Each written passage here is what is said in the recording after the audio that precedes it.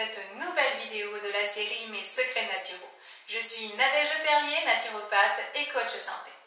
Aujourd'hui, je vais vous parler des différentes techniques que j'utilise en naturopathie pour pouvoir mettre en œuvre les différentes cures que nous avons vues dans les vidéos précédentes.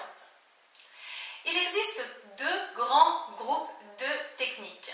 Vous verrez dans les manuels de naturopathie, elles sont classifiées en techniques majeures et techniques mineures.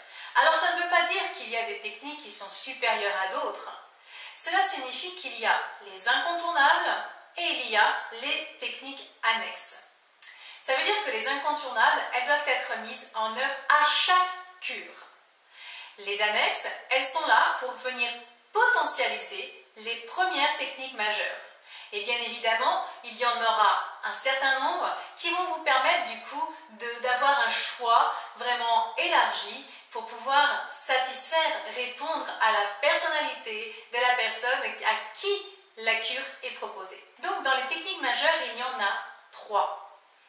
Il y a l'alimentation, donc tout ce qui touche à l'alimentation, que ce soit d'un point de vue hygiène de vie ou bien d'un point de vue détox, il y a différentes techniques que au sein même de cette technique alimentation, il y a différents modes que l'on peut utiliser pour mettre en place une cure. Ce sont des éléments que nous verrons dans les vidéos futures. La deuxième technique majeure, c'est l'exercice physique. Il est très important de remettre du mouvement dans le corps. Et le mouvement, bien évidemment, il va être complet et entier grâce à l'exercice physique.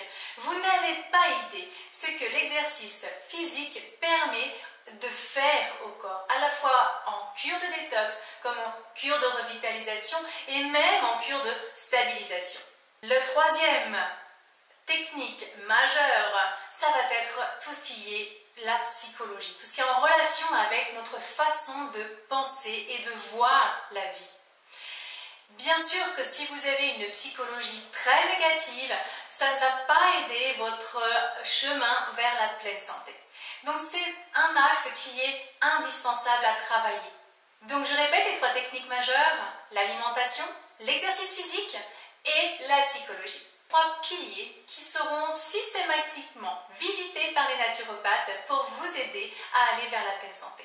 À côté de cela, il y a des techniques mineures ou annexes qui vont venir potentialiser ce que vous mettez en place autour de ces trois axes. Technique réflexe, tout ce qui est réflexologie, c'est vraiment excellent pour pouvoir stimuler notre énergie.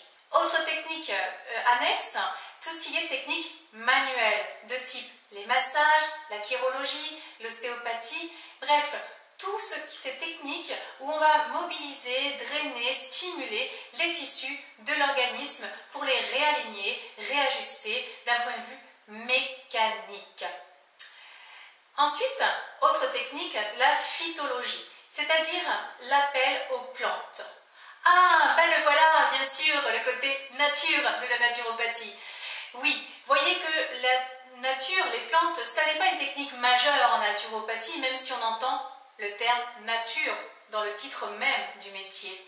C'est plutôt une technique annexe. Les plantes, on va les utiliser sous toutes leurs formes, qu'elles soient à la fois sous forme de teinture mère, d'infusion, qu'elles soient sous forme d'élixir de type gémothérapie, que ce soit sous forme d'huile essentielle. Bref, les quatre éléments de la plante, l'eau, l'air, le feu, le minéral, la matière, la terre, va être utilisée. Technique dite respiratoire. Eh bien oui, là, encore une fois, le système respiratoire apporte énormément à l'organisme, à la fois pour l'activité mécanique que pour l'apport, l'oxygénation de l'organisme lui-même. Toutes les réactions, ou presque toutes les réactions de notre organisme sont nécessitent l'apport d'oxygène, la présence d'oxygène. Et notamment pour tout ce qui est détox. Les techniques également vibratoires. La technique vibratoire, c'est-à-dire tout ce qui est lumière, son, tout ce qui est parfum, tout ce qui est de l'ordre de la vibration, de la longueur d'onde. Tout cela permet surtout à l'organisme d'être stimulé, d'être, rechargé en énergie. Une autre technique qui est utilisée en naturopathie, donc une autre technique mineure ou annexe, l'hydrologie.